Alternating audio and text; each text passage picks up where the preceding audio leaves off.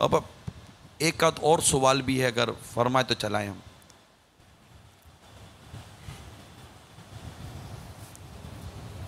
اسی شعبے سے متعلق ہے، شاید موضوع سے ساتھ بھی ہو۔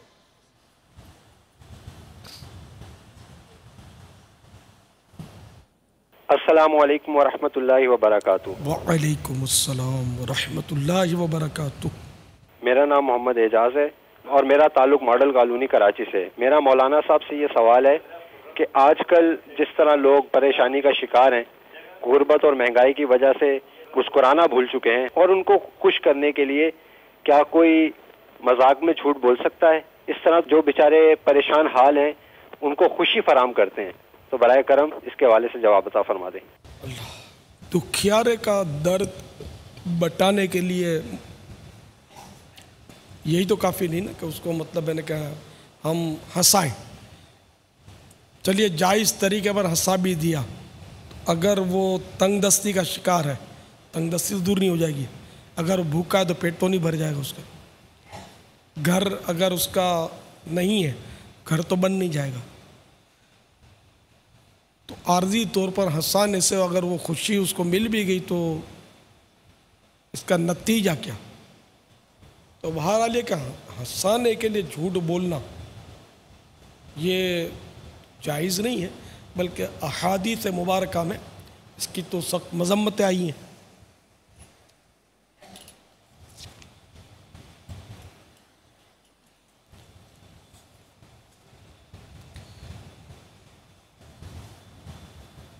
اس سلسلے میں دو فرامین مصطفیٰ صلی اللہ تعالیٰ علیہ وآلہ وسلم عرض کرتا ہوں۔ نمبر ایک، بندہ کامل مومن نہیں ہوتا جب تک مذاق میں بھی جھوٹ کو نہ چھوڑ دے اور جھگڑا کرنا نہ چھوڑ دے اگرچہ سچا ہو۔ نمبر دو، اس شخص کے لیے وائل ہے جو لوگوں کو ہنسانے کی غرض سے بات کرے اور اس میں جھوٹ بولے، اس کے لیے وائل ہے، اس کے لیے وائل ہے۔ وائل کیا ہے؟ حضرت علامہ ملا علی قاری علیہ رحمۃ اللہ الباری اس حدیث پاک کے تحت لکھتے ہیں، وائل سے مراد بہت بڑی ہلاکت یا جہنم کی ایک گہری وادی ہے۔ اب میرے آقا صلی اللہ تعالی علیہ وآلہ وسلم نے 3 بار وائل کا ذکر فرمایا، یعنی دوسروں کو ہنسانے کے لیے جو جھوٹ بولنے والا ہے اس کے لیے وائل کا ذکر 1 2 نہیں بلکہ 3 بار فرمایا۔ اس ضمن میں حضرت علامہ عبد الرؤوف مناوی علیہ رحمۃ اللہ القوی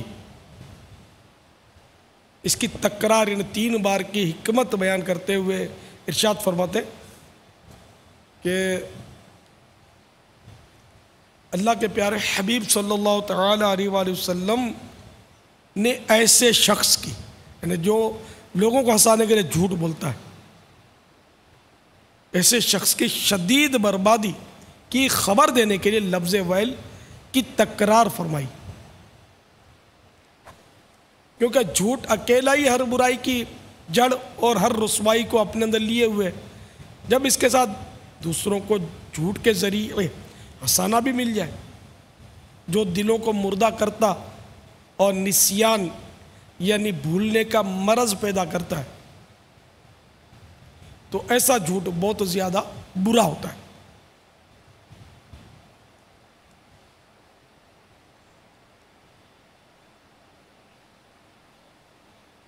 تو بہرحال یہ کہ ہنسانے کے لیے جھوٹ کی اجازت نہیں، مذاق میں بھی اس طرح جو جھوٹ بولا جاتا ہے ہنسانے کے لیے اس کی اجازت نہیں ہے۔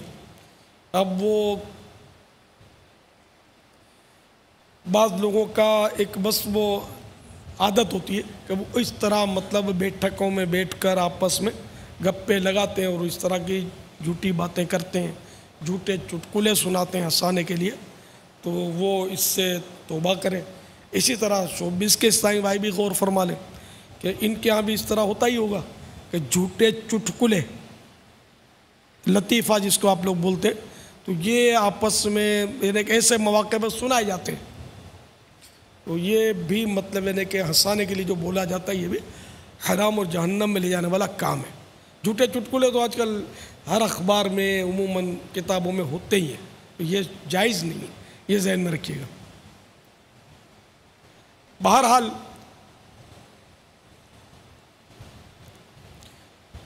اے ہنس ہنس کر گناہ کرنے والوں، جھوٹے چٹکلے سنا کر ہنسانے والوں، حضرت سیدنا ابن عباس رضی اللہ تعالی عنہما فرماتے ہیں جو ہنس ہنس کر گناہ کرے گا وہ روتا ہوا جہنم میں داخل ہوگا۔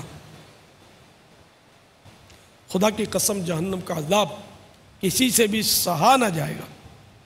جہنم کی گرمی کا حال یہ ہے کہ اگر جہنم کو سوئی کے ناکے کے برابر کھول دیا جائے تو تمام زمین والے اس کی گرمی سے ہلاک ہو جائیں۔ اہل جہنم کو جو مشروب یعنی ڈرنک پینے کے لیے دیا جائے گا وہ اس قدر خطرناک ہے کہ اگر اس کا ایک ڈول دنیا میں بہا دیا جائے تو دنیا کی تمام کھیتیاں برباد ہو جائیں، نہ اناج اگے نہ پھل۔ جہنم کے سانپ اور بچھو بے حد خوفناک ہے۔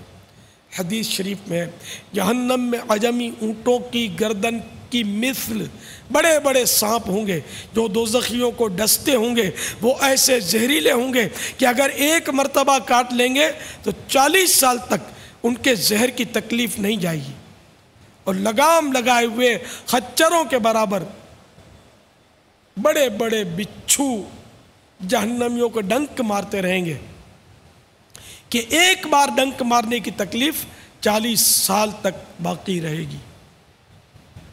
ترمذی کی روایت میں جہنم میں صعود نامی آگ کا ایک پہاڑ ہے جس کی بلندی 70 برس کی راہ ہے۔ کافر جہنمیوں کو اس پر چڑھایا جائے گا، 70 برس میں وہ اس کی بلندی پر پہنچیں گے، پھر اوپر سے انہیں گرایا جائے گا تو 70 برس میں وہ نیچے پہنچیں گے، اسی طرح ان کو عذاب دیا جاتا رہے گا۔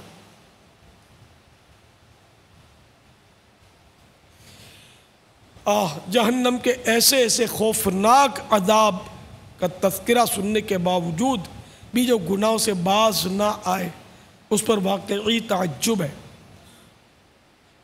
آخر انسان کو اس دنیا نے کیا دے دینا ہے جو اس کی رنگینیوں میں گم اور اس کی لوٹ مار میں مصروف ہے۔ لذیذ غذائیں مزے لے لے کر کھانے والوں کو جہنم کی بھیانک غذاؤں کو نہیں بھولنا چاہیے۔ ترمذی کی روایت میں دوزخیوں پر بھوک مسلط کی جائے گی تو یہ بھوک ان سارے عذابوں کے برابر ہو جائے گی جن میں وہ مبتلا ہیں۔ وہ فریاد کریں گے تو انہیں ذریع یعنی زہریلے کانٹے دار گھاس دی جائے گی جو نہ موٹا کرے نہ بھوک سے نجات دے۔ پھر وہ کھانا مانگیں گے تو انہیں پھندا لگنے والا کھانا دیا جائے گا، تو انہیں یاد آئے گا کہ وہ دنیا میں پھندا لگے نوالے کو پانی سے نگلتے تھے، چنانچہ وہ پانی مانگیں گے تو ان کو لوہے کے زنبور یعنی سنسی سے کھولتا ہوا پانی دیا جائے گا۔ جب وہ ان کے منہ کے قریب ہوگا تو ان کے منہ بھون دے گا، پھر جب ان کے پیٹ میں داخل ہوگا تو ان کے پیٹوں کی ہر چیز کاٹ ڈالے گا۔ اور ایک اور حدیث سے پاک میں ہے زقوم یعنی تھوہڑ جو کہ دوزخیوں کو کھلایا جائے گا کہ ایک قطرہ اگر دنیا پر ٹپک پڑے تو دنیا والوں کے کھانے پینے کی تمام چیزوں کو تلخ اور بدبودار بنا کر خراب کر دے۔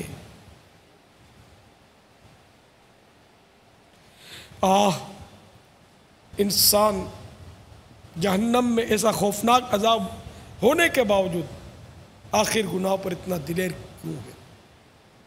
میٹھے میٹھے اسلامی بھائیوں، خوف خداوندی سے لرز اٹھیے اور اپنے گناہوں سے توبہ کر لیجئے۔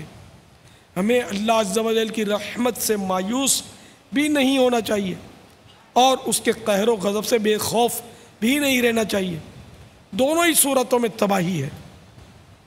جو کوئی رحمت خداوندی عز و جل سے مایوس ہو گیا وہ بھی ہلاک ہوا، اور جو گناہوں پر دلیر ہو گیا اور پکڑ میں آ گیا تو وہ بھی برباد ہوا. بہرحال غیرت و مروت کا تقاضا بھی یہی ہے کہ جس پروردگار عز و جل نے محض اپنے فضل و کرم سے ہمیں بے شمار نعمتیں عطا فرمائی ہیں اس کی اطاعت و فرما برداری کی جائے، اور اس کے محبوب دانہ غیوب صلی اللہ تعالی علیہ وآلہ وسلم کے دامن کرم سے ہر دم وابستہ رہتے ہوئے ان کی سنتوں کو اپنایا جائے کہ اسی میں ہمارے لیے دنیا و آخرت کی بھلائی ہے. کب گناہوں سے کنارہ میں کروں گا یا رب نیک، اے میرے اللہ نیک کب اے میرے اللہ بنوں گا یا رب.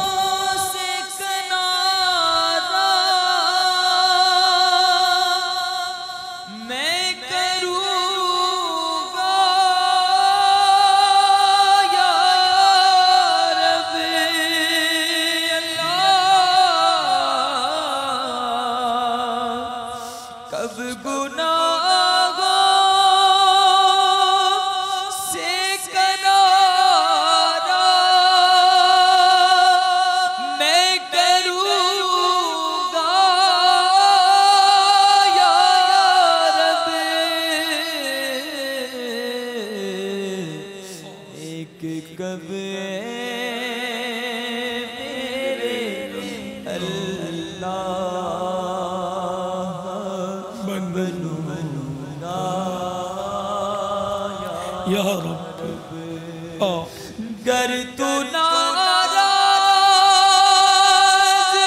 ہوا میری ہلاکت ہوگی اللہ.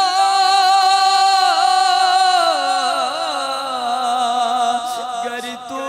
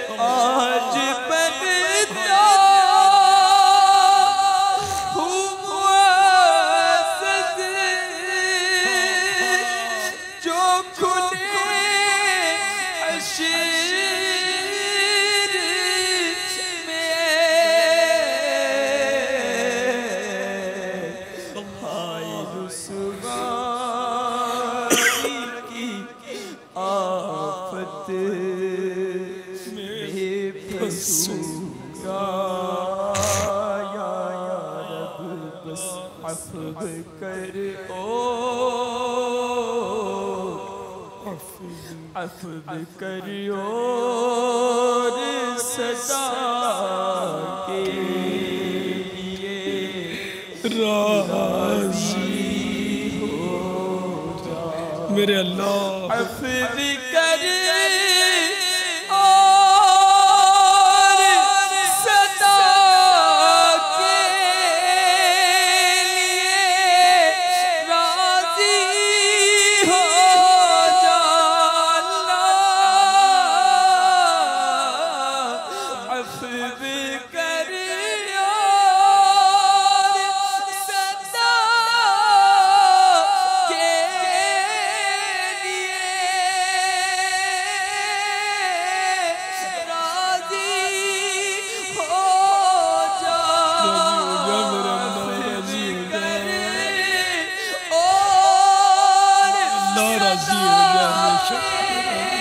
پیارے اللہ کبھی بھی ناراض راضی ہو جا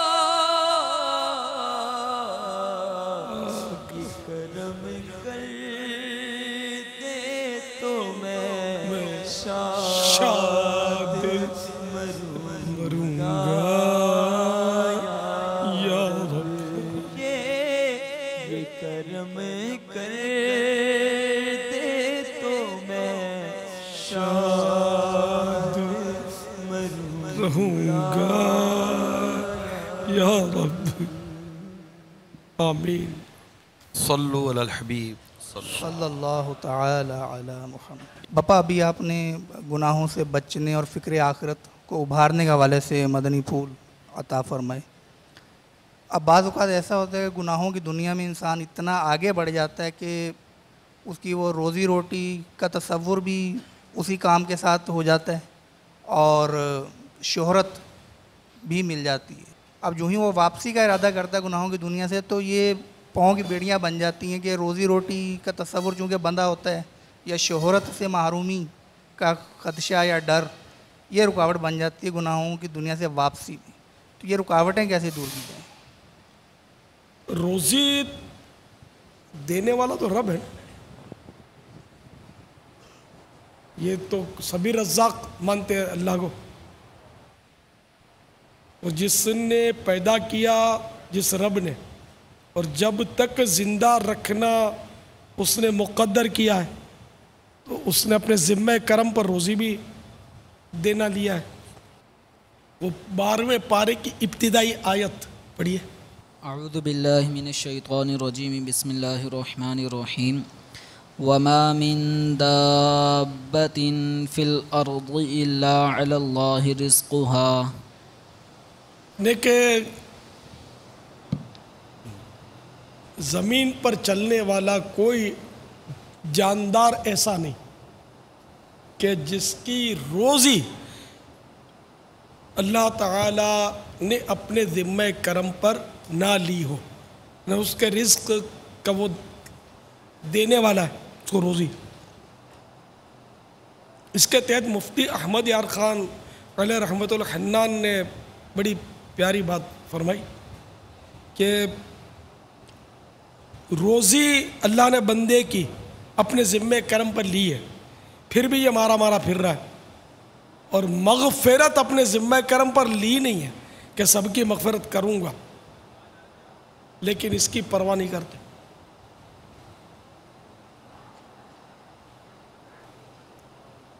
تو اب یہ کہ جب روزی اس کے ذمہ کرم پر ہے، اب ہم حلال ذریعے سے لیں حرام ذریعے سے لیں ہمارا معاملہ ہے۔ اب ہم بولے کہ اس سے بہتر کو روزگار ملے گا تو اس کو چھوڑیں گے، تو یہ تو ایک طرح کی دادا گیری ہے۔ اللہ کے لیے تو چھوڑنا نہیں ہوا نا، اچھا ملے تو ہم یہ تھوڑا سا جو برا ہے اس کو چھوڑ دیں گے، اس کے لیے تو ظاہر قربانی تو دینی ہوگی نا۔ اب اتنے سارے گناہ کیے اور پھر بھی ہم کو پھول کی طرح اٹھا کر گلدستے میں سجا دیا جائے، یہ ضروری ہے۔ ہو سکتا آزمائش بھی آئے، اب نہیں تو مرنے کے بعد، اور جیتے جی کیا جو حرام روزیاں کماتے ہیں ان کو آزمائش نہیں آتی، ٹھیک ٹھاک ڈاکوؤں کی طرف سے آزمائشیں کی ہوتی ہیں، ڈاکٹروں کی طرف سے ٹھیک ٹھاک آزمائشیں ہوتی ہیں جب بیمار ہوتے ہیں تو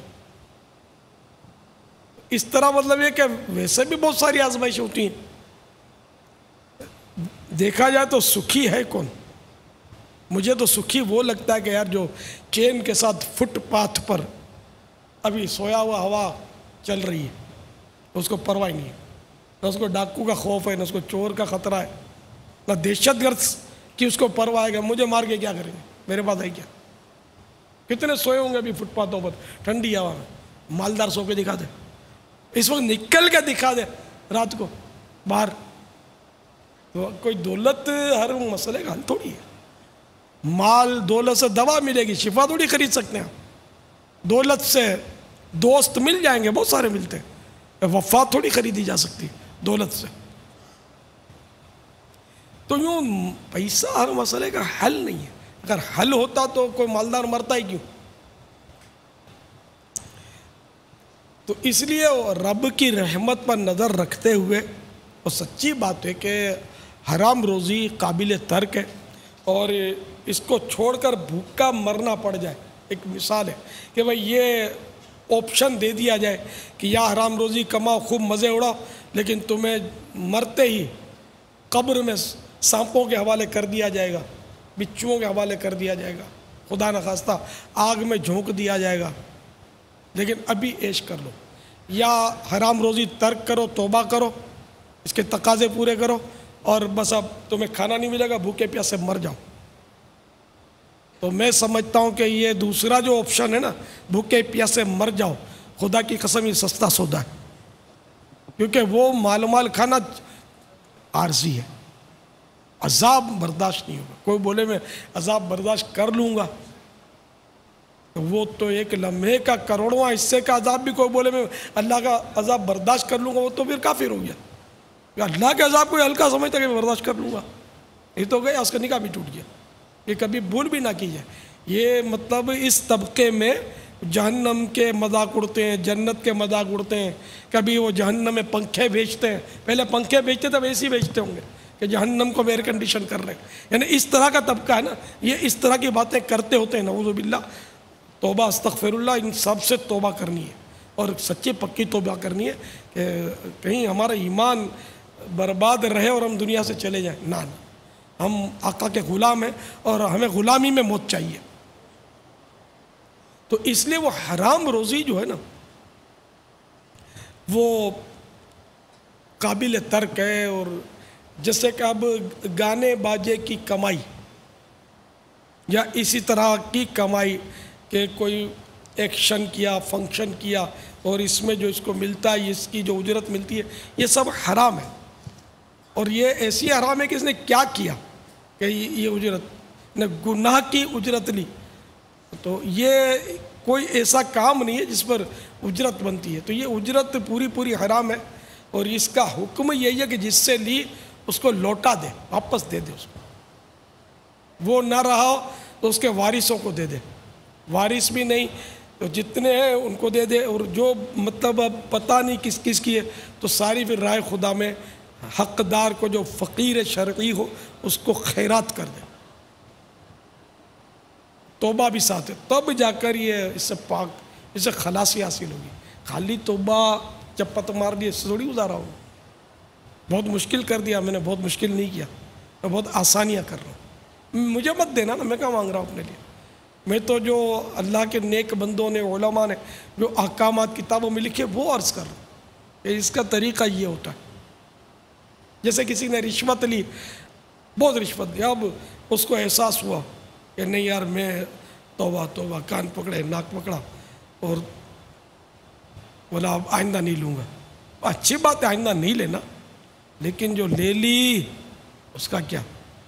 وہ تو اس کے لیے کوئی سا صابن نہیں ہے کہ آپ دھو کے اس کا میل اتار سکیں.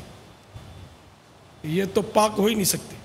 یہ رشوت جتنی بھی ہے یہ جس سے لی تھی اس کو دینی ہوگی، اور ساتھ میں جو اس کو اگر اذیت پہنچائی ہے تو اس کی معافی بھی مانگنی ہوگی. گالیاں دینا، دھمکیاں، تڑیاں، نیندیں اڑانا، پھر رشوتیں ملتی ہیں. پولیس والے جس طرح رشوت حاصل کرتے تو کوئی شرافت سے ہاتھ باندھ کر اس کو پیش نہیں کرتا، دھمکیاں جاتی پھر ملتی ہیں. یہ سب موقع مطلب یا پٹائی ہوتی ہے پھر ملتی ہے. تو جو ظلم کیا اس کی بھی توبہ، اس کی بھی معافی مانگنی ہوگی. خالی پیسوں سے بھی، پیسے دے کر بھی جان نہیں چھوٹے گی. یہ سب توبہ کے تقاضے پورے کرنے پڑیں گے. اس میں اڑی نہیں کہ میری مجبوری ہے، میں تو کھا پی گیا ہوں. ٹھیک، کھا پی گئے تو توبہ سچی کر لیں، نیت پکی کر لیں کہ جب آئے گا دے دوں گا. اللہ کی رحمت بہت بڑی ہے، وہ اسباب کر دے گا. پھر بھی دنیا میں نہیں دے سکے، آخرت میں اللہ تعالیٰ کوئی صورت کر دے گا آپس میں صلح کروانے کی، تو اس کی جو بھی ہے ترکیب وہ رب رحیم و کریم ہے. باقی یہ بولو کہ میں کچھ نہ کروں اور رب رحیم و کریم ہے مجھے معاف کر دے گا، تو بے شک وہ رحیم و کریم ہے، لیکن یہ اس کا حکم ماننا ضروری ہے. یہ اسی کے احکام کے تحت میں عرض کر رہا ہوں. جو نفس پر بہت بھاری پڑ گئی ہوگی یہ بات میری، لیکن اب میں آپ کو اندھیرے میں کیسے رہوں. اب کوئی چور ڈاکو توبہ کرے اور اتنا لوٹا اس نے، اتنا مارا کاٹا اب میں اس نے یہ 2 چپت مار لی اور میں نے گلے لگا لیا کہ تو مدنی بہار بن گیا، تو یہ مدنی بہار تھوڑی ہے، تقاضے بھی پورے کرے نا اس کے توبہ کے. اس نے چھوڑ دیا، اچھی بات ہے کہ ایک گناہوں کا سلسلہ تو ختم ہوا. آئندہ کے لیے تو ایک جو اس کا بن رہا تھا، میٹر چل رہا تھا، وہ تو رک گیا، لیکن پچھلا جو چلا اس کا بل تو پیمنٹ کرنا پڑے گا نا. تو یہ سارا جو ہے، یہ ڈاکو ہو، چور ہو، توبہ کرنا چاہیے. بھتہ خور جو ہوتے ہیں ان کو توبہ کرنی چاہیے. تو آئندہ کے لیے میٹر رکے ان کا، لیکن یہ جتنا لوٹا ہے، بھتہ لیا ہے، سب دینا تو پڑے گا. پھر قیامت کے لیے اٹھا رکھے. قیامت کے لیے کون دے سکتا ہے ہر قیامت کو؟ ابھی عین ممکن ہے وہ معافی کر دے.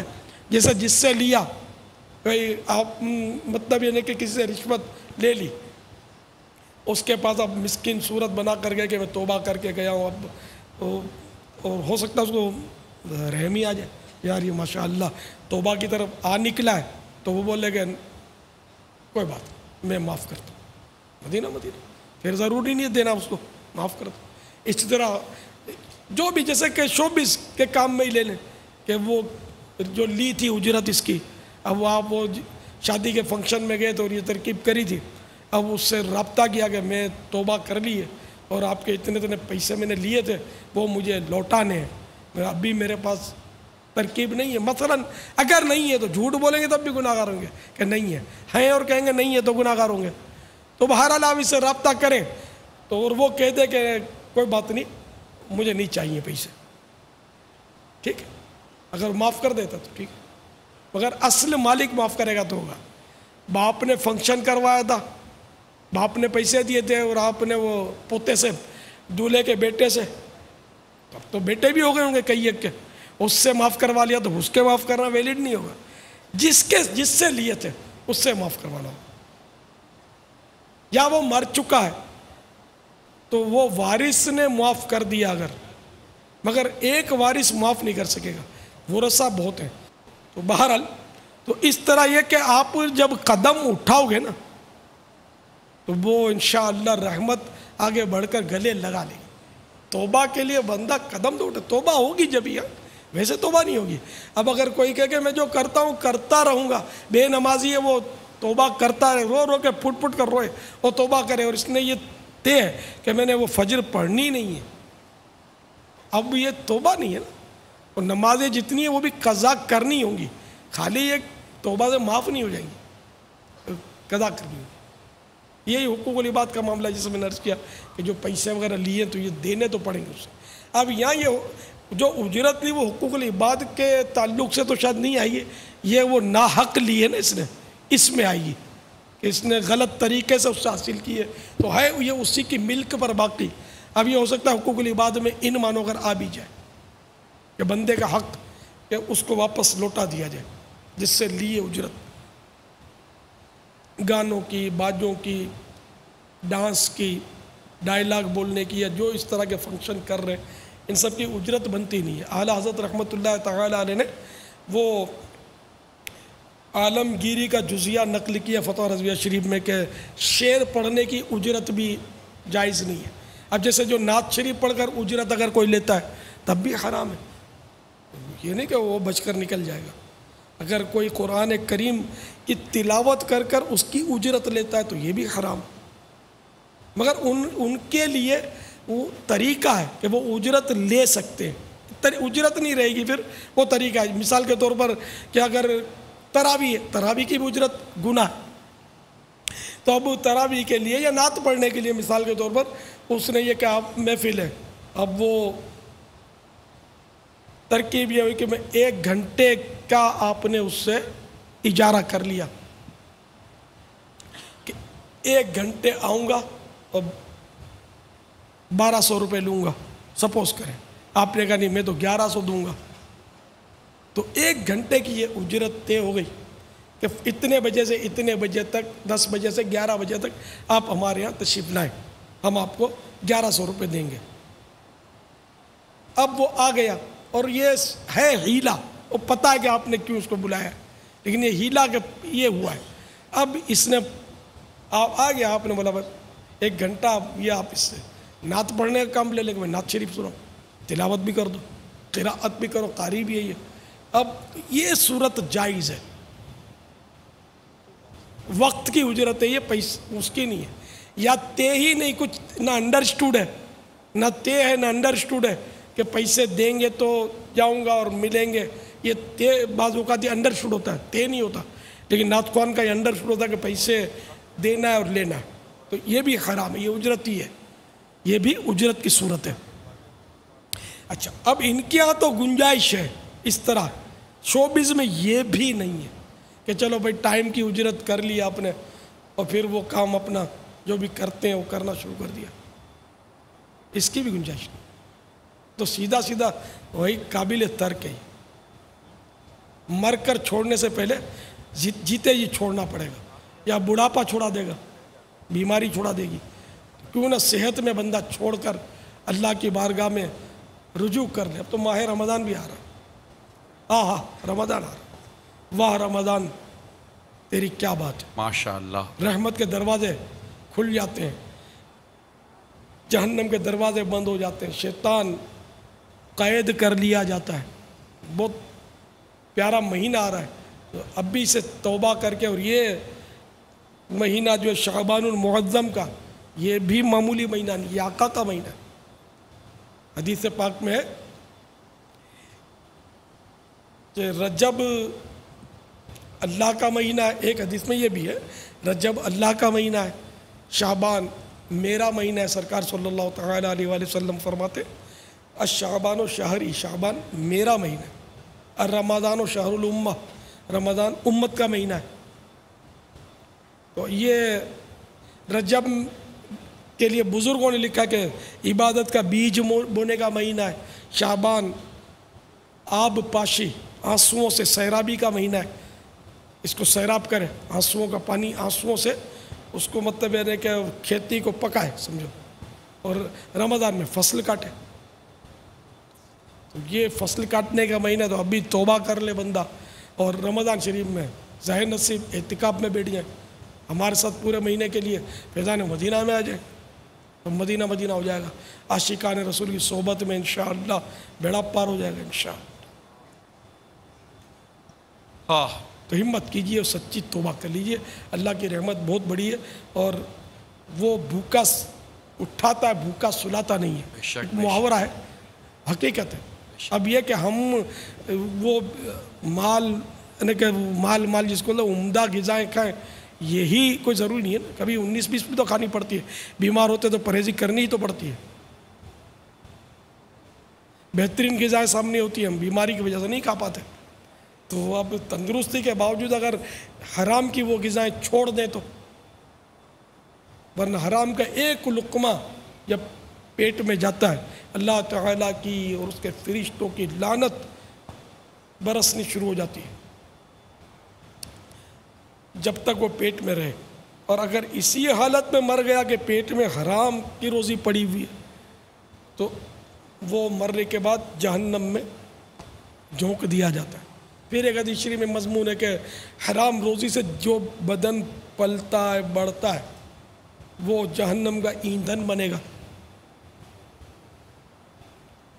پھر حرام روزی کمانے والا بھی کھائے گا اور بیچارے گھر والے بھی کھائیں گے، ان کا تو بعض اوقات قصور ہوتا ہے اور بعض اوقات نہیں ہوتا، بعض اوقات قصور ہوتا ہے، وہ اس پر برنگیختہ کرتے ہیں کہ کما کے لاؤ وہی، یہ تو پھر وہ بھی پھنسے، اور بعض اوقات پتہ نہیں ہوتا ہوگا۔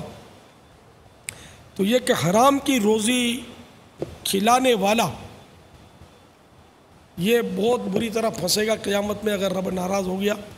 کہ ایک حدیث کا یہ مضمون ہے کہ قیامت کے روز ایک شخص بارگاہ خداوندی میں پیش کیا جائے گا، اس کے بال بچے اس کو گھیریں گے، اہل و عیال، اور اللہ سے فریاد کریں گے یا اللہ یہ ہم کو اس نے دین کے احکام نہیں سکھائے، نہ صرف جو دنیا پڑھاتے ہیں، دنیا سکھاتے ہیں، ہنر سکھاتے ہیں، صرف دنیا، دین نہیں سکھاتے، ان کے لیے بھی اس میں دیکھ لیں ہم کہ اس نے یا اللہ ہم کو دین کے مسئلے نہیں سکھائے، دین کے احکام نہیں سکھائے، یا اللہ یہ ہم کو حرام روزی کھلاتا تھا۔ تو اس پر وہ فرشتے اس کو پکڑ لیں گے اور حرام روزی کھلانے پر اس کو مارنا شروع کریں گے، اتنا ماریں گے اتنا ماریں گے اتنا ماریں گے، اس کی کھال ادھڑ جائے گی، گوشت جھڑ جائے گا، ہڈی کا ڈھانچہ رہ جائے گا۔ حالانکہ دنیا میں کسی کو اتنا مارا جائے تصور نہیں ہے کہ وہ زندہ بچے، لیکن ظاہر ہے وہاں تو موت تو نہیں آئے گی، ہڈی کا ڈھانچہ رہ جائے، گوشت سب اتر گیا۔ اب کتنی تکلیف ہوتی ہوگی، اللہ تعالیٰ اس کا ہم کو تجربہ نہ کروائے، ہم اس سے اس کی رحمت کی بھیک مانگتے ہیں۔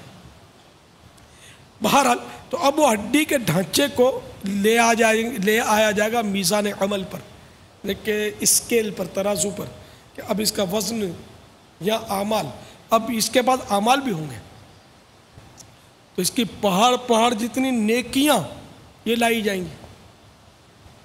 یہاں تھوڑی دیر کے لیے عرض کروں گا کہ جو حج کرتے ہیں، روزے رکھتے ہیں، عمرے کرتے ہیں، ہر سال مدینے پہنچتے ہیں، 2 بار مدینے پہنچتے ہیں، ایک بار حج کے راستے سے، ایک بار عمرے کے راستے سے، یا خیر خیرات کرتے ہیں، یہ سب غور کر لیں، حرام نہیں چلے گا، وہ حرام کسی طرح بھی قابل قبول نہیں ہے۔ تو بہرحال نیکیاں لائی جائیں گی۔ اب یہ تو ظاہر ہے وہ نیکیاں ہوں گی، قیامت کے دن تو نیکی وہی ویلڈ ہوگی نا کہ جو حلال طریقے سے ہوئی ہو، حرام طریقے سے نہ ہوئی ہو۔ تو اب وہ نیکیاں اور جو قبول ہوئی ہوں وہی کام آئیں گی نیکیاں، تو پہاڑ جتنی نیکیاں اس کی لائی جائیں گی۔ اتنے میں اس کے عیال میں سے، بال بچوں میں سے سمجھو، وہ بڑھیں گے، خاندان والے بڑھیں گے، عیال بڑھیں گے، اور اس کے وہ نیکیاں اس کی لینی شروع کر دیں گے، تو یہ نیکیاں لے لیں گے اس کی، فرشتے اس کو پھر پکڑیں گے اور جہنم کی طرف لے چلیں گے، اور فرمائیں گے کہ یہ وہ ہے کہ جو یہ فرشتے اس کو لے کر چلیں گے، تو یہ کہے گا اپنے اہل و عیال کی طرف حسرت سے دیکھ کر کہ افسوس، اب میرے کندھوں پر صرف ان گناہوں کا بوجھ رہ گیا جو میں نے تمہاری خاطر کیا تھا، اپنے بال بچوں کی وجہ سے کیا تھا۔ اور فرشتہ اس کو لے چلیں گے کہ یہ وہ ہے جو اپنے بال بچوں کی وجہ سے جہنم میں جا رہا ہے۔ اب دیکھ لیں آپ، آج گڈو پپو بہت میٹھے لگتے ہیں، ان کی وجہ سے بھی بہت گناہ کیے جاتے ہیں۔ یہ بچے وہاں کام نہیں آئیں گے، بچا نہیں پائیں گے، بلکہ یہ نیکیاں بھی لے لیں گے، ان کے حقوق اگر ہوئے تو اللہ سے ڈریے، توبہ کیجئے، اللہ کی رحمت بہت بڑی ہے۔ اگر 100 سال تک بھی کسی نے گناہ کیے تھے اور سچے دل سے توبہ کرے تو رب غفور الرحیم معاف کرنے والا ہے۔ یہ نہیں کہ میرے گناہ بہت ہیں اور مجھے معاف نہیں کرے گا، معاذ اللہ، یہ نہ کہا جائے۔ اس کی رحمت بہت بڑی ہے، سچی توبہ اس کی بارگاہ میں قبول ہے۔ التائب من الذنب کمن لا ذنب لہ، توبہ کرنے والا ایسا جیسے اس نے گناہ کیا ہی نہیں۔ اللہ کی رحمت بہت بڑی۔ واللہ تعالی اعلم ورسولہ اعلم عز وجل وصلی اللہ تعالی علیہ وآلہ وسلم۔ صلو علی الحبیب۔ الحمدللہ آج ہماری مجلس شوبیز نے ہمارے جو عاشقان رسول یہاں آج کے مدنی مذاکرے میں شریک ہوئے ہیں، تو ان کے لیے خصوصی حاضری مدینہ کے ٹکٹ کے حوالے سے انتظام کیا تھا۔ واہ! اب تو بس ایک ہی دھن ہے میری، اب تو بس ایک ہی دھن ہے کہ مدینہ دیکھو، اب تو بس ایک ہی دھن ہے آقا، اب تو بس ایک ہی دھن ہے۔ بلا لو پھر مجھے اے شاہ بحر و بر مدینے میں پھر روتا ہوا تیرے در پر مدینے میں۔ بلا لو ہم گئے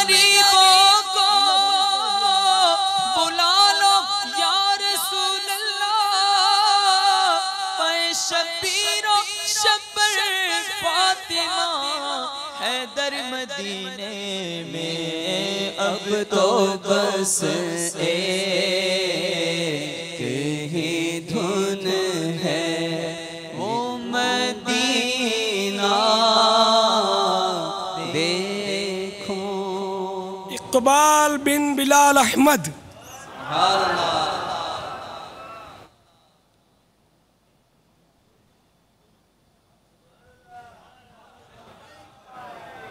سبحان اللہ. مبارک ہو بھائی ماشاء اللہ. اب کوئی مدنی فیس بھی دے دو یار. سبحان اب تو رک جاؤ یار. سبحان اللہ. ان کو روک لو یار. ان کی تربیت بھی کرنی ہے نا. مدینے جائیں گے تو ایسے ہی چلے جائیں گے. رمضان شریف کا اعتکاف یا کروا لو یار. سبحان اللہ. انشاءاللہ.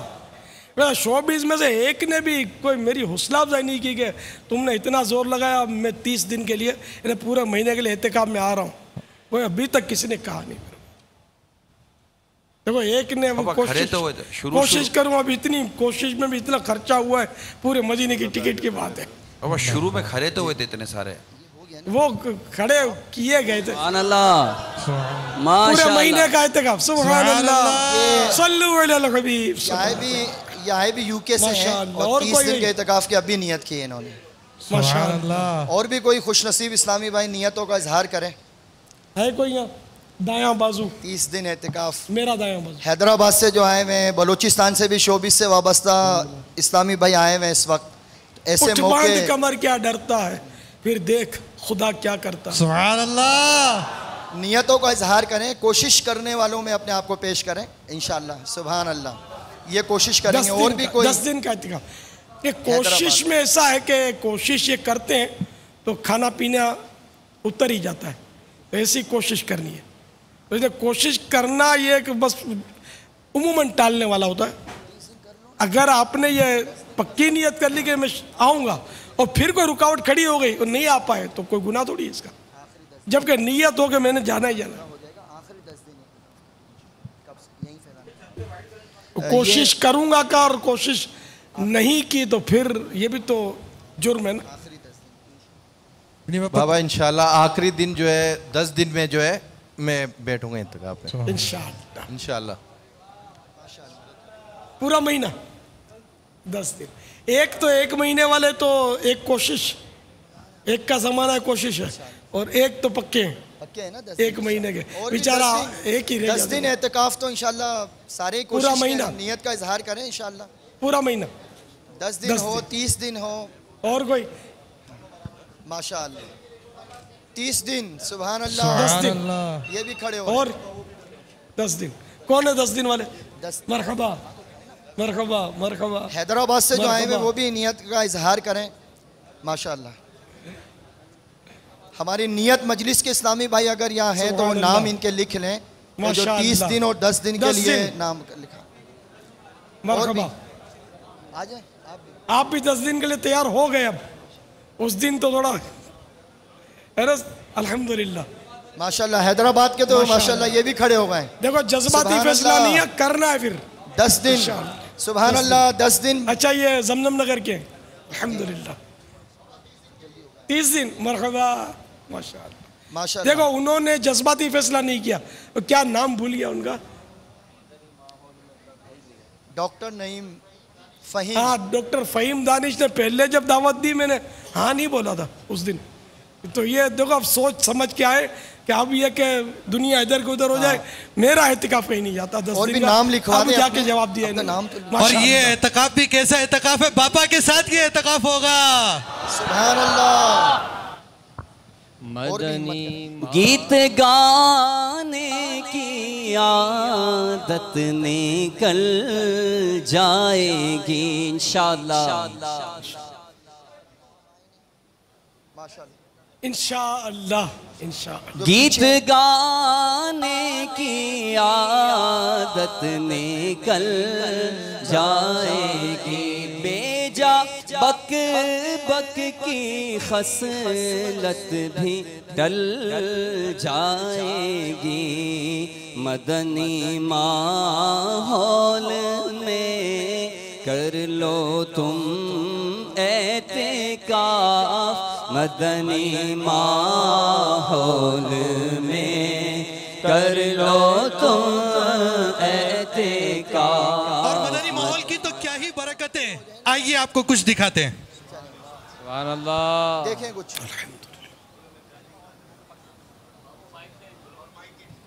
ایسے دوستوں کی صحبت ملی جہاں ان کو ایک ذہن ہوتا تھا کہ گانے وغیرہ گانا، گلوکاری کا ذہن تھا. زندگی اپنے منطقی انجام کی جانب بڑھے چلی جا رہی تھی. نیکیوں سے کوسوں دور، حب دنیا میں مخمور، گناہوں کے دلدل میں دھستا چلا گیا. خزاں رسیدہ زندگی، دل کی دنیا پر عیش و عشرت، موج مستی، سیاہ سپاٹ بدلیاں چھائی ہوئی تھیں. اس سے بڑھ کر کیا بتاؤں کہ گناہوں کی دلدل میں دھنستا چلا گیا. لیکن پھر شیخ طریقت بانی دعوت اسلامی علامہ مولانا محمد الیاس عطار قادری دامت برکاتہم عالیہ کی نظر پڑ گئی. میرے رب کریم کا کروڑا کروڑ احسان، اس نے مجھے دعوت اسلامی جیسا پیارا ماحول عطا فرمایا.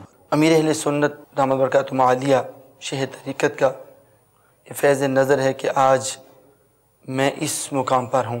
ورنہ میں جس خاندان میں پیدا ہوا تو اس میں پیسے کی ریل پھیل تھی، تو فیشن کا ایسا دور چلا اور بد نگاہی یہ دور چل رہا تھا اور چلتا رہا. اگر لاہور میں کسی کو کوئی ویڈیو فلم نہیں ملتی تھی تو میرے پاس آ جاتا تھا کہ اس سے مل جائے گی، اور مل بھی جایا کرتی تھی. میرا نام محمد ناصر عطاری، میرا تعلق اسلام آباد شہر سے. پروفیشن ہمارے خاندان میں مطلب اس پروفیشن میں کوئی نہیں تھا، تو یہ میں نے پراپر فوٹوگرافی کا کام جو ہے پہلے سیکھا، اور پھر اس کے بعد جو ہے 1990 میں میں نے اپنا باقاعدہ پروفیشنل کا اور کاروبار کا آغاز کیا. دکان ڈالی، لیبارٹری کا کام شروع کیا پرنٹنگ اور اسٹوڈیو کے حوالے سے.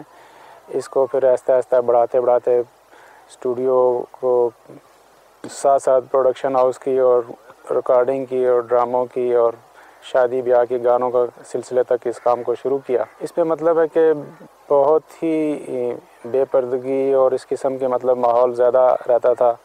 مخلوط عورتوں اور مردوں کے اکٹھے ایونٹ پروگرام ہونے، اور اس میں مطلب ہے کہ گناہوں کی زندگی کا جو ہے، اس میں گناہ کرنا آسان اور بدنگاہی اور اتنی زیادہ تھی کہ اس میں مطلب ہے کہ آدمی بچ نہیں سکتا تھا. اس قسم کے ماحول میں اتنا مطلب آگے بڑھتے گئے کہ بالکل کچھ مطلب ہے کہ بس دنیا اور بس یہ دنیا کمانے کی دھن لگی ہوئی تھی. جنون تھا کہ کچھ نہ کچھ کرنا ہے، کچھ بننا ہے مقصد. تو ایسے دوستوں کی صحبت ملی جہاں ان کو ایک ذہن ہوتا تھا کہ گانے وغیرہ گانا، گلوکاری کا ذہن تھا. تو کم و بیش 3 ماہ میں نے سیکھنے کا سلسلہ رکھا. 3 ماہ کے اندر جو سرگم وغیرہ کا سلسلہ رہا. اس کے بعد ایک کلب کے اندر مقصد وہ جوائنٹ کیا. اس کے بعد مزید دوست یار بڑھتے گئے تو ذہن بنا کہ اپنا کلب کھولیں ہم اور اپنا سلسلہ بنائیں. تو اس طریقے سے اپنا کلب دوستوں کے ساتھ مل کر کھولنے کا رہا. اس سے پہلے بہت سے گناہوں میں گھرا ہوا تھا میں. میرا ویڈیو سینٹر بھی تھا، اپنا ویڈیو کیمرہ بھی تھا، ویڈیو گیمیں بھی تھیں، اسٹیج ڈرامے کرتے تھے. میرے فلمیں بھی اپنی بنی ہوئی تھیں. بہت سے شہروں میں اسٹیج ڈرامے بھی کیے، اداکاری بھی کی، گلوکاری بھی کی. کریم رب کا کرم بالا کرم ہوا اور مجھے ایک ایسے ولی کامل سے، ایسے مرشد کامل سے مجھے وابستہ فرما دیا جن کے نظر فیضان سے دعوت اسلامی کے ماحول میں آ گیا میں. سلطان الہند حضرت خواجہ معین الدین چشتی اجمیری رحمت اللہ تعالی علیہ کی سرزمین سے تعلق رکھنے والا ایک نو مسلم جو کبھی دین حق کی روشنیوں سے دور گناہوں بری زندگی میں مگن تھا، جو آگ کی پوجا کیا کرتا تھا، وہ جسے دھن سوار تھی ناچنے گانے کی اور بے حیائی کی دنیا میں نام کمانے کی، لیکن قدرت کو یہ منظور نہ تھا. اللہ عز و جل نے اپنے ایک برگزیدہ بندے کی زیارت، شیریں آواز، کردار و عمل کے صدقے اس نوجوان کو شورش زدہ زندگی سے نجات عطا کی. اس کا دل مضطرب کر دیا، اس کی حیات میں مدنی انقلاب برپا کر دیا. ایمان کی روشنیوں سے فقط اسے ہی نہیں بلکہ اس کے اہل خانہ کو بھی سرفراز فرماتے ہوئے اپنے پیارے محبوب مکی مدنی آقا صلی اللہ تعالی علیہ وآلہ وسلم کے امتیوں کی صف میں جگہ عطا کر دی۔ اسی ماحول نے ادنا کو اعلیٰ کر دیا دیکھو، اسی ماحول نے ادنا کو اعلیٰ کر دیا دیکھو۔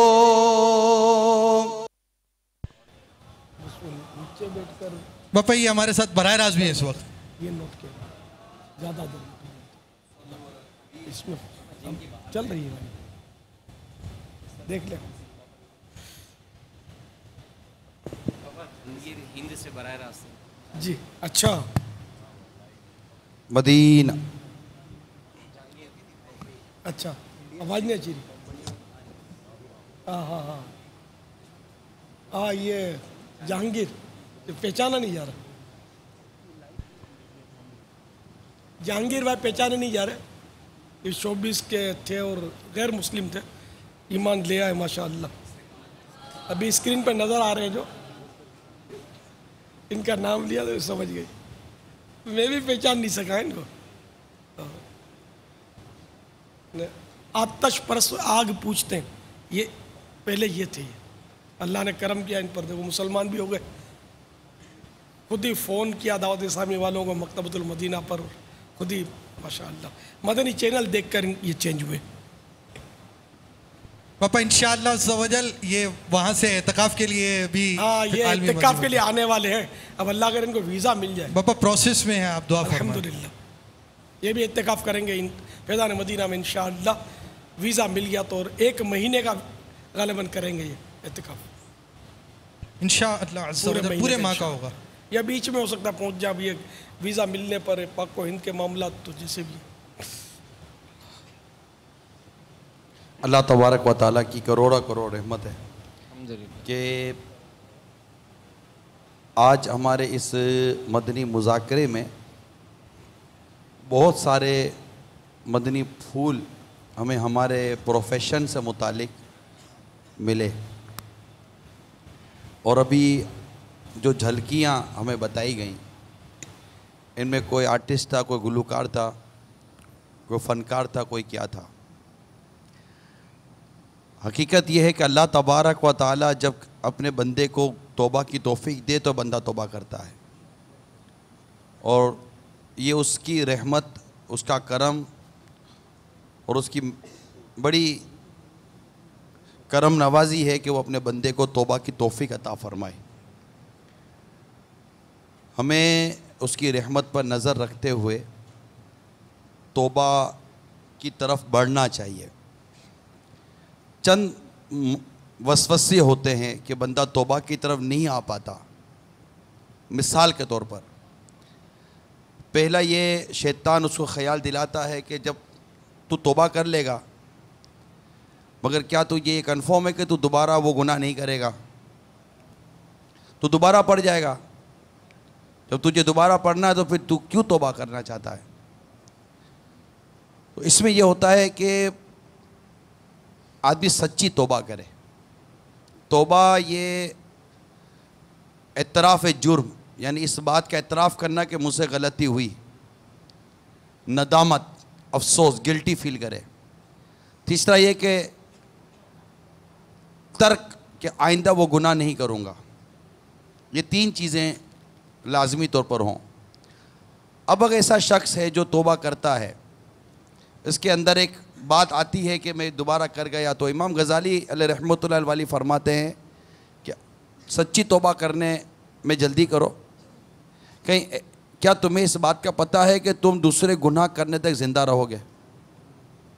یعنی ایک شخص توبہ کر لیتا ہے کہ میں آئندہ یہ نہیں کروں گا، نیکسٹ ٹائم میں یہ نہیں کروں گا، تو کیا جب کہ وہ توبہ کرے اور اس کی توبہ پر دوسرے گناہ تک پہنچتے پہنچتے ہی اس کے انتقال ہو جائے؟ پھر سچی توبہ کر لی، واقعی سچی توبہ کی کہ بس آئندہ گناہ نہیں کروں گا، تو اللہ کی رحمت کہ اس کے اب تک کے سارے گناہ معاف ہو جائیں۔ تو توبہ کرنے میں تاخیر کرنی نہیں چاہیے۔ ہم نے موت کا بیان بھی سنا، قبر و حشر کا بیان بھی سنا، قیامت کی ہولناکیوں کا ذکر سنا، پھر جو تباہ کاریاں ہیں. پھر دوسرا یہ ہوتا ہے کہ ایک شخص کی زندگی گزرتی ہے اور وہ دیکھتا ہے کہ میرے کردار سے کتنے لوگ دین اور اسلام کی طرف آئے اور میرے کردار سے کتنے لوگ دین اور اسلام سے دور ہوئے. تو اگر میری وجہ سے کوئی دین سے دور ہوا ہے، میری وجہ سے اگر کوئی گناہوں میں مبتلا ہوا ہے، تو میں آج سے یہ عزم کرتا ہوں کہ میں اب رہتی زندگی تک، جب تک میری زندگی ہے، میں اب لوگوں کو اللہ تبارک و تعالیٰ کے دین کے قریب کروں گا. یعنی میری زندگی کا مقصد تیرے دین کی سرفرازی. میں اسی لیے مسلمان، میں اسی لیے نمازی، کہ ہماری زندگی کا مقصد کی طرف آئیں. جو صحابہ کرام علیہم رضوان جس طرح زندگی گزار کر گئے، ہمارے بزرگان دین جس طرح زندگی گزار کر گئے، پھر اسی معاشرے میں اور اسی فیلڈ سے وابستہ لوگ کنورٹ ہوئے، تبدیل ہوئے اور اپنے اندر تبدیلی لے کر آئے. تو کیا یہ نہیں ہو سکتا کہ آج ہمیں موقع ملا ہے ماشاءاللہ عاشقان رسول کی صحبت کے ساتھ ساتھ الحمدللہ نیک لوگوں کی، امیل سنت کی صحبت میں بھی ہم بیٹھے ہیں، اتنی پیاری پیاری باتیں سنی ہیں. تو کیا یہ نہیں ہو سکتا کہ آج ہم بھی اس بات کا عزم کریں، اس بات کی نیت کریں، اس بات کا ارادہ کریں کہ میں آج سے ہماری اگر جو جس کی بھی جو گناہ بھری فیلڈ ہے اس کو چھوڑنے اور نیکیوں کا راستہ اختیار کرنے کی اگر کوئی نیت کرے تو کیا بات ہے مدینے کی. ہے کوئی ایسا کہ جس کی یہ فیلڈ تھی اور وہ چھوڑ دے؟ ایک دو، ہاں کھڑے، آپ بھی کھڑے ہو جائیے. ماشاءاللہ. تین. ماشاءاللہ. ہمت تے مردہ تے مدد خدا. کہ بندے کو ہمت کرنی چاہیے، اللہ تبارک و تعالیٰ کی رحمت پر نظر رکھنی چاہیے کہ اللہ تبارک و تعالیٰ اس کے لیے آگے کے راستے آسان فرما دے اور اسے نیکی کی اور بھلائی کی توفیق عطا فرمائے. ماشاءاللہ اللہ تعالیٰ ہم سب کو استقامت عطا فرمائے اور ہمیں گناہوں سے بچ کر زندگی گزارنے کی توفیق عطا فرمائے. بقیہ اسلام بھائی بھی نیت کریں، ذہن بنائیں، سوچ پیدا کریں کہ زندگی کی سانسیں رہی کتنی. ویسے بھی نارملی طور پر دیکھیں تو ہماری زندگی کا ایک عجیب نظام ہے. 20-25-30 سال تک محنت کرو، شادی ہوئی، بچے پالو، ان کو بڑے کرو، تو وہ بڑے ہوئے تو ہماری عمر 55-60 سال کی ہو گئی. ان کی شادیاں کرو، ان کی شادیوں کا خرچہ اٹھاؤ، ان کی شادیوں میں آدھی زندگی مطلب اتنا کچھ ٹینشن اٹھاؤ اور پھر نکل گئے. وقت ایک ایوریج وقت پورا ہو جاتا ہے تو صبح ہوتی ہے، شام ہوتی ہے، عمر یوں ہی تمام ہوتی ہے. پھر قبر میں گئے تو کیا آیا، کیا ملا؟ کیونکہ دنیا آخرت کی کھیتی ہے، جو دنیا میں بوئے گا وہی آخرت میں پائے گا. تو ہم دنیا میں اچھا بوئیں تاکہ مرنے کے بعد ہمیں اچھا ملے. اللہ تعالی ہمیں سچی توبہ کی توفیق عطا فرمائے. آمین بجاہ نبی الامین صلی اللہ تعالی علیہ وآلہ وسلم. صلو علی الحبیب